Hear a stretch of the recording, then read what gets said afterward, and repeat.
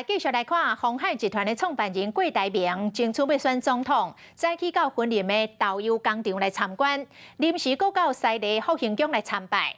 云林县的县长张丽仙虽然是无陪同，但是张丽仙的兄哥前县长张英美，甲张英美的查某囝张家军拢有到场。张英美甚至直接来表明，讲伊就是支持郭党的。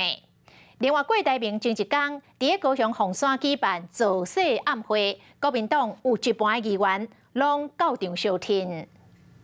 鸿海创办人郭台铭到云林参观豆油工厂，虽然讲县长张丽仙无出现，不过前县长张英美查某囝张家军有来。表态支持郭董吗？只要来云林的，我们都很欢迎。所以郭台铭临时讲要去西螺复兴宫参拜，张英美赶到位用行动挺郭台铭，代表国民党参选总统。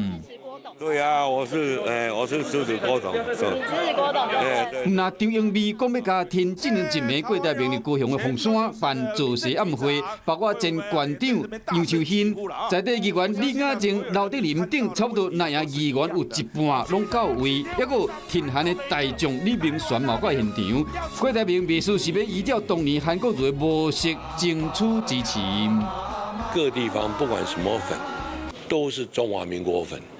都是和平粉，都是经济粉。我觉得经济不分颜色，和平不分蓝绿，这是我的看法。所以我想，昨天很多志愿者来，我觉得非常高兴，我出来替大家人民的服务，这是我的心愿。希望支持我的你们都勇敢站出来，谢谢。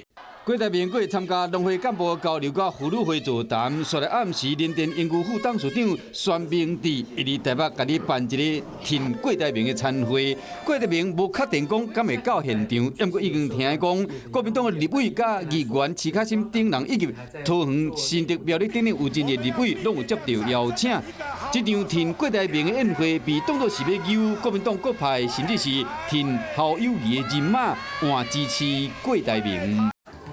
华视新闻看起来，赶快订阅我们的华视新闻 YouTube 频道，欢迎按赞、订阅、开启小铃铛，最新最及时的资讯要提供给你。